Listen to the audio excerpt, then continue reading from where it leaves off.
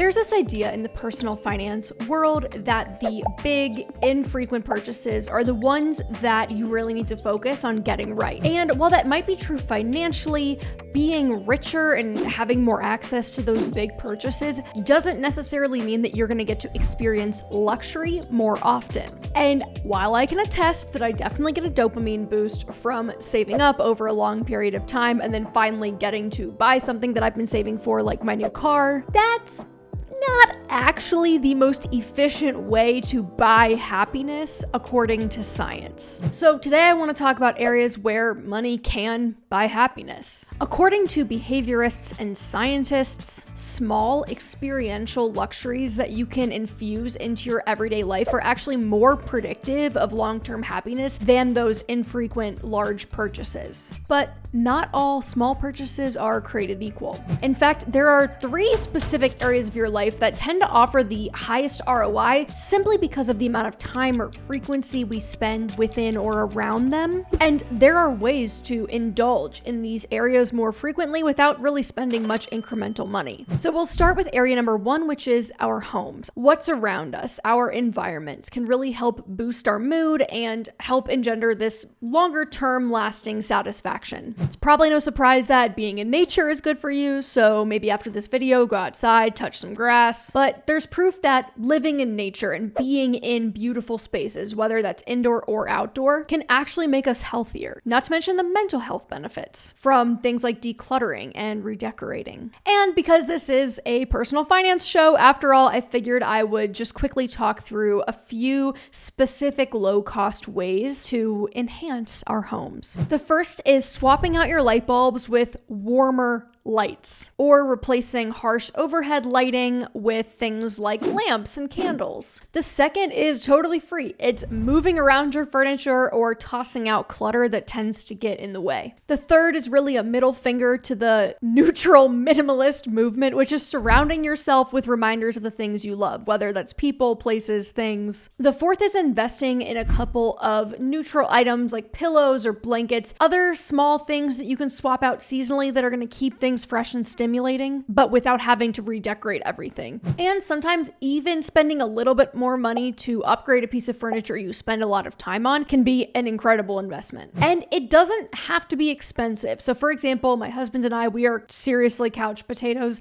And so we bought a $200 secondhand sectional that we can all fit on comfortably with our dog. And it is literally my favorite thing we own. Okay, moving on to area number 2, which is food, because I live to eat, I don't eat to live. Now, traditionally in the personal finance world, food is one of those areas that's really ripe for overspending, whether that's getting too much takeout or going out to eat too often, the boozy birthday brunches. There's a lot of ways to go over budget, but it's also an area of your life that is ripe for romanticizing. So there are a few ways that I've invested in this area of my life recently as I'm trying to learn to cook. And fortunately, most of these things are either free or under $20. The first is freshly chopping, slicing, or grating the ingredients that you would normally buy pre-packaged or pre-made. Think cheeses, garlic, vegetables, fruits, things of that nature. Not only is it cheaper in the long run than buying the convenience packages, but it actually turns cooking into more of a sensory experience and I think makes the food taste a lot better. And bonus points if you can do this with someone else. It's kind of a fun date night activity. The second thing that I've been really loving is making mocktails at home. And I like to use really simple and cheap ingredients like sparkling waters or simple syrups or fresh fruit. I've really been on an orange kick lately, so I got one of those things that gives you fresh juice from fruits. Super cheap, really elevates a meal at home. And because studies show that eating with others actually makes the food taste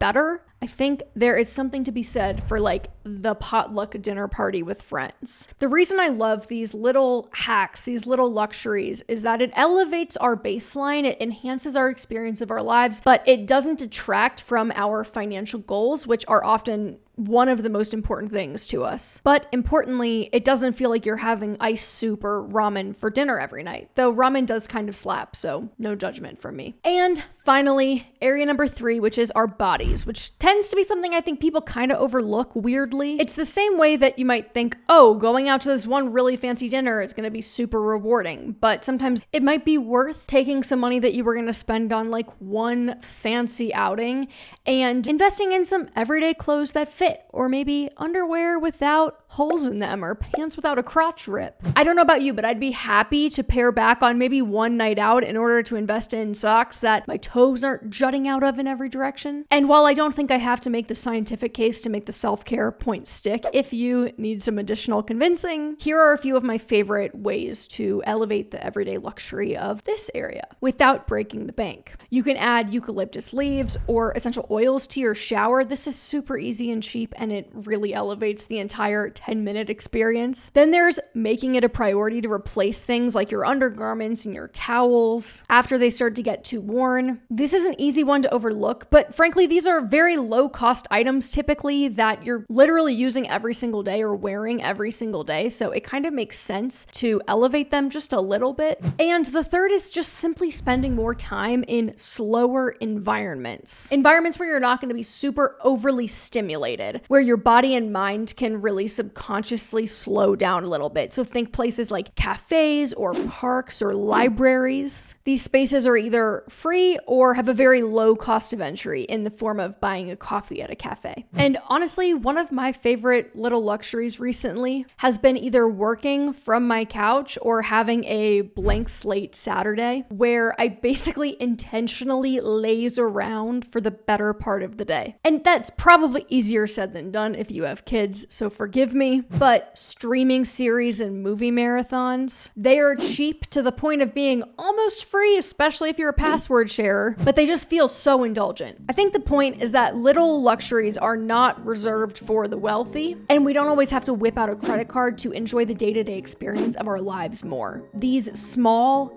everyday, frequent experiential purchases can elevate our levels of happiness, especially when we narrow in on these 3 specific areas of our lives. All right, that's all for this week over here on YouTube, but if you want to listen to the full deep dive episode this week of romanticizing your life and really taking a page out of the European approach to luxury, go ahead and click the link in the description to this video to listen to the full episode. Before we go, tell me the small ways that you have seen the most ROI on little luxuries in your life. I'd really love to get some more ideas for myself. And please remember to like and subscribe to our channel if you like these videos.